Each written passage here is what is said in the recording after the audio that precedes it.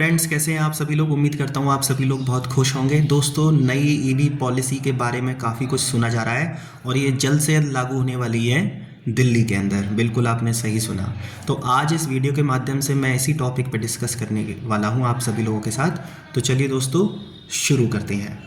Friends, क्या है कि नई ईवी पॉलिसी के बारे में आजकल काफ़ी कुछ सुनने में आ रहा है और हम इंटरनेट पे देख रहे हैं इसके काफ़ी सारे विज्ञापन, और हम ये भी जान रहे हैं कि ईवी पॉलिसी किस तरीके की हो सकती है। तो इस जो ईवी पॉलिसी का जो नाम दिया गया है वो दिया गया है ईवी पॉलिसी दिल्ली के अंदर 2.0। इससे पहले भी एक ईवी पॉलिसी लागू हो चुकी है, लेकिन इसके बारे में भी बताया गया है। तो जाहिर सी बात है दोस्तों, ईवी पॉलिसी से हमको क्या समझ में आता है। ईवी पॉलिसी से ये समझ में आ रहा है कि ईवी पॉलिसी जो है हमारे लिए एक तरह से हमारे व्हीकल का एक चेंज है। जिस तरह के व्हीकल्स हम यूज़ कर रहे हैं उसके अंदर एक चेंज आ रहा है। तो फ्यूल से रिलेटेड हमें ये चेंज देखने को मिलेगा, बिकॉज दिल्ली के अंदर सरकार काफ़ी सतर्क हो गई है प्रदूषण को लेकर, क्योंकि दिल्ली के अंदर हमेशा की तरह यहाँ का जो प्रदूषण लेवल है वो बहुत ज़्यादा रहता है। यहाँ पर जो 40% एटलीस्ट जो 40% व्हीकल से प्रदूषण होता है, ऐसा ही मानने में देखा जा रहा है। अमूमन दिल्ली के अंदर काफ़ी सारी गाड़ियाँ हैं, हर एक बंदे पे गाड़ियाँ हैं। दिल्ली से जुड़े हुए एनसीआर के एरिया से भी लोग आते हैं, तो यहाँ पर गाड़ियों की मात्रा इतनी ज़्यादा है कि लोगों के पास खड़ी करने की जगह भी नहीं है। इतनी सारी गाड़ियाँ हैं। अब पेट्रोल की जो हमारे पास बाइक होती है वो भी है, ऑटो रिक्शा भी चलते हैं, बसेस भी चलती हैं। तो इस ईवी पॉलिसी के अंदर क्या चीज़ दिखाई गई है, सबसे पहले आप ये समझने की कोशिश करें। हमारे जो ऑटो रिक्शाज हैं, सबसे पहले ऑटो रिक्शा को दिखाया जा रहा है वो सीएनजी पे चलते हैं। भाई सीएनजी से थोड़ा बहुत प्रदूषण होता है, ज़्यादा नहीं होता। लेकिन जो सीएनजी है, उन ऑटो रिक्शा जो सीएनजी से चल रहे हैं उनके साथ क्या होगा कि जो जितने भी ऑटो रिक्शाज हैं उनको अब ईवी में कन्वर्ट किया जाएगा। या तो देखिए, अगस्त 2025 के बाद से इन ऑटो रिक्शा का रजिस्ट्रेशन भी नहीं हो सकता, यानी कि नए सीएनजी ऑटो रिक्शा बिकेंगे नहीं। और जिनके पास पहले से जो ऑटो रिक्शा हैं उनके लिए या तो वो रेट्रोफिटमेंट करवाएं ईवी का, या फिर वो अगर नया ऑटो रिक्शा लेना चाहते हैं तो ईवी ही लें। अब सरकार इस चीज़ पे ध्यान जरूर देगी कि बहुत से ऑटो रिक्शा वालों के जो घर हैं वहाँ पर इतनी सारी सुविधाएं नहीं है कि वो अपने ऑटो को चार्ज कर सकें। तो इस चीज़ पर सरकार अपनी एक पॉलिसी लेकर आ सकती है कि किस तरह से इनको चार्ज किया जा सकता है। वैसे सरकार अपने इंफ्रास्ट्रक्चर में भी चेंजेस लाने की कोशिश कर रही है कि दिल्ली में हर 5 किलोमीटर पे एक चार्जिंग स्टेशन अवश्य हो।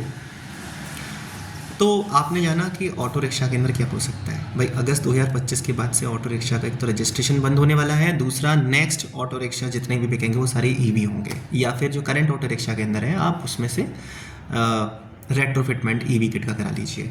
तो देखिए, ये सब चीज़ें इतनी आसान होते हुए दिखाई नहीं दे रही, लेकिन कहीं ना कहीं हद तक इसे इम्प्लीमेंट करना चाहती है दिल्ली के अंदर सरकार जो है। और जितने भी हमारी जो सिटी बसेज हैं उनको तो ख़ास तौर पे सारा ईवी करने का टारगेट है। सीएनजी से चलने वाली बसों को भी हटा दो, डीजल और पेट्रोल से तो पहले ही बंद हो गई थी। खैर, बस तो पेट्रोल से चलती ही कहाँ है, डीजल से चलती है। लेकिन जाहिर सी बात है, सारी बसेस को दिल्ली के अंदर स्पेशली हमने ईवी करना है। अब बात कर लेते हैं भाई पेट्रोल बाइक्स की।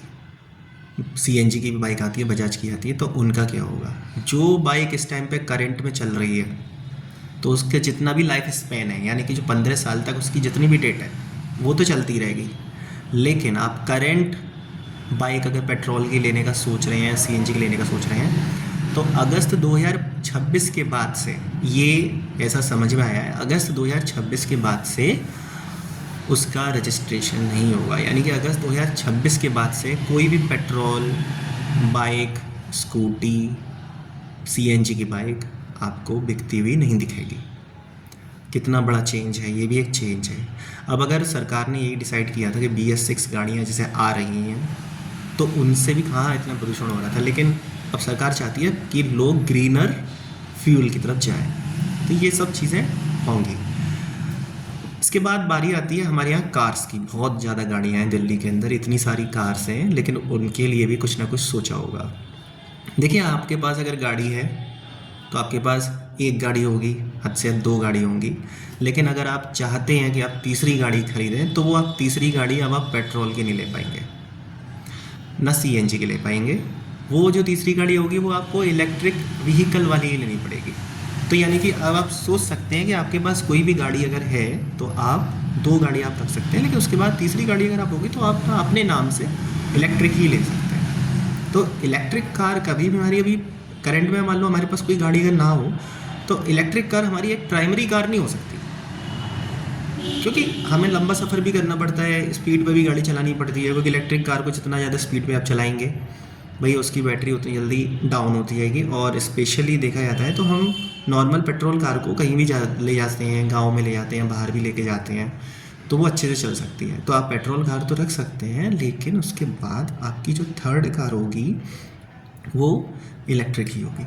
तो कोई बात नहीं है, चलो पेट्रोल कार के मामले में तो चलो ये ठीक है कि आप एटलीस्ट सीएनजी पेट्रोल की कार, पहली कार तो अपनी ले ही सकते हैं, आपकी इतनी रनिंग तो है नहीं भैया, आप पेट्रोल से भी चला सकते हैं।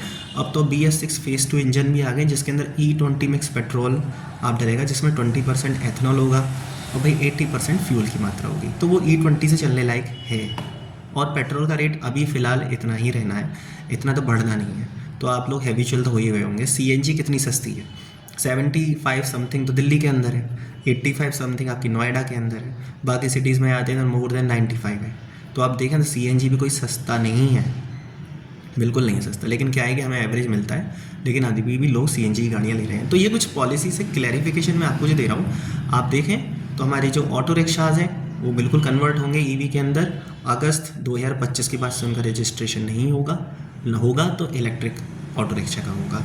करंट ऑटो रिक्शा सीएनजी वाले हैं वो आप अगर आप अगस्त 2025 के बाद चलाते हैं तो उनके साथ आपको जो परमिट है आपका वैलिड है अगस्त तक, लेकिन अगस्त के बाद आपका जो परमिट है उसको एक्सटेंड नहीं किया जाएगा, बिकॉज आपका जो ऑटो रिक्शा है वो सीएनजी पे, आप उसको कन्वर्ट करा सकते हैं किसके साथ, ईवी के साथ। सेकंड, हमारे जो दिल्ली की सारी गाड़ियाँ हैं, जो बसेज़ हैं, स्पेशली सिटी बसेज़ हैं, वो भी अब इलेक्ट्रिक होने वाली हैं। और हमारी पेट्रोल स्कूटी है, हमारी पेट्रोल बाइक है, सीएनजी बाइक है, इसके लिए तो यही हो सकता है कि आप अगस्त 2026 के बाद से बिल्कुल सोचें ही ना। अगर सोच रहे हैं तो भैया अब ये थोड़ा रुक जाइए, इलेक्ट्रिक ले लीजिए, काम आएगी।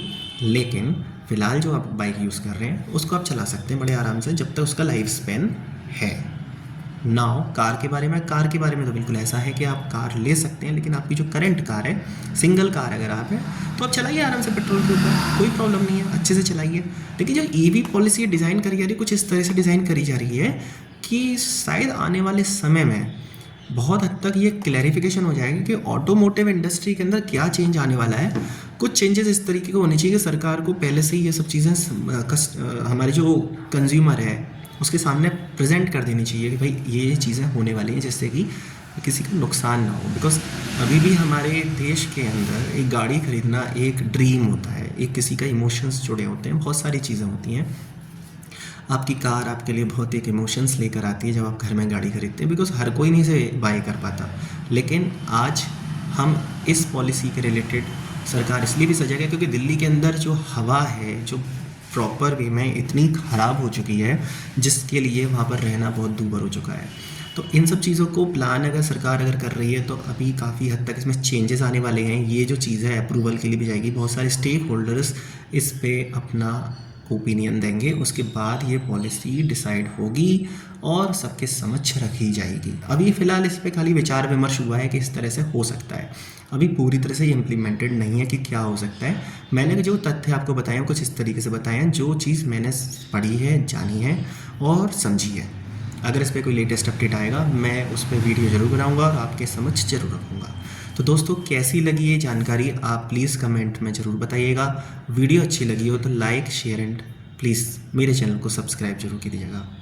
तो दोस्तों मिलते हैं एक नेक्स्ट वीडियो में एक और इन्फॉर्मेशन के साथ। तब तक के लिए बहुत बहुत शुक्रिया। जय श्री राम।